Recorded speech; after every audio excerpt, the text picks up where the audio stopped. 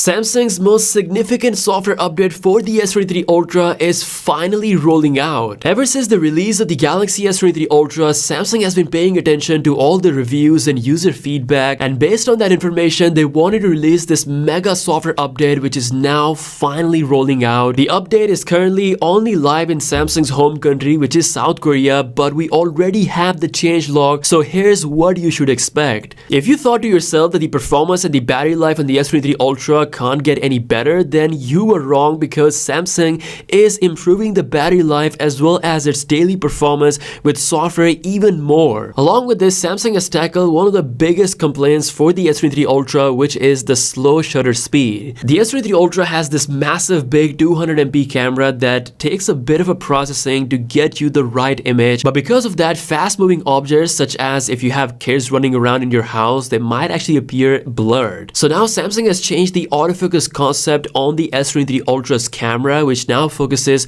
on faster photography. Not only is it going to be able to take images faster, but also not lose any quality. Again, Samsung is able to achieve this by changing the algorithm behind the autofocus concept. So as described in the changelog, as soon as you press the shutter button to take the photo, the S23 Ultra will capture the photo right at that moment, even if the focus is not completely set. Samsung will still let users prioritize focus over speed. If you have no issues with the current camera speed on your S23 Ultra, then you should be able to change the setting in the camera assistant. Now, Samsung already takes better ultra-wide-angle videos than the iPhone 14 Pro Max, and it's about to get even better as Samsung is improving the sharpness as well as flicker when you're shooting these videos in low-light indoor situations. Along with this, they've improved the image quality in the super steady video mode. The camera will now present on-screen prompts in dynamic situations like running in order to give you the best stabilization in this super steady mode. We also have improved image stabilization in full HD 60fps mode. Some uncommon bugs are fixed as well when taking photos where the green line was presented randomly. On top of all these new changes, Samsung has further improved